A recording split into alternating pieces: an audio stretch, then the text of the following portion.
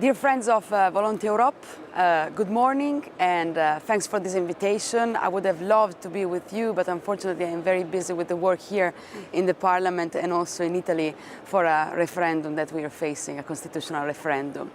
So I read your very interesting report, and I think that you are posing the right question. Apathy or action for young people in Europe? It's a question of Hamlet.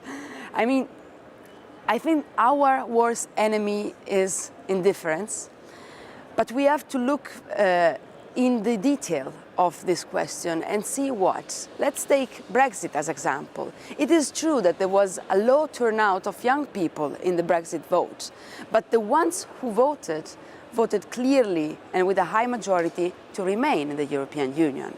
Probably because we are the first generation that had the advantages of growing up as a European generation and could travel around the whole continent without passport, with a single currency, with all the benefits of being helped in studying and having experiences abroad by the European Union.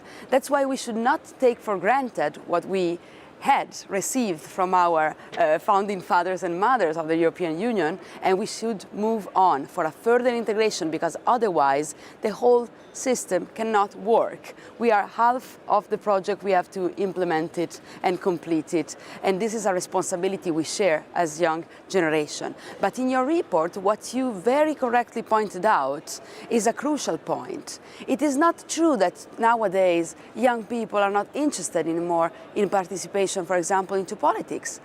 The difference is that because of the disillusion with the traditional parties and traditional system of politics, they often participate through different, and there is a shift towards different ways of participation, informal ways of participation that deserves the same degree of dignity.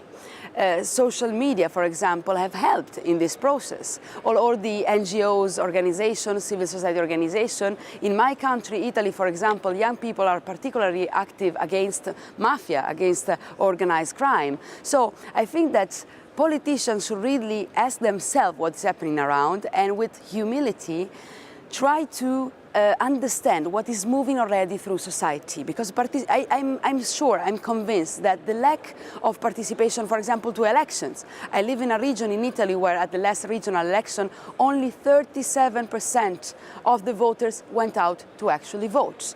Does it mean that there is no interest in what is going on around us, or does it mean that there is a strong feeling of disappointment and disillusion towards traditional political systems and institutions? I think it's the second one.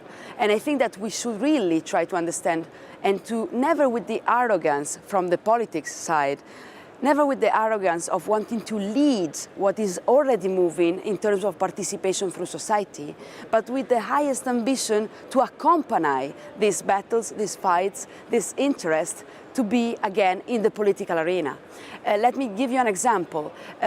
For common goods, for the right to water, for example, for environmental causes, people are still participating, and young people especially are still participating. They create little groups, organizations at the local level or at the national level, and they fight.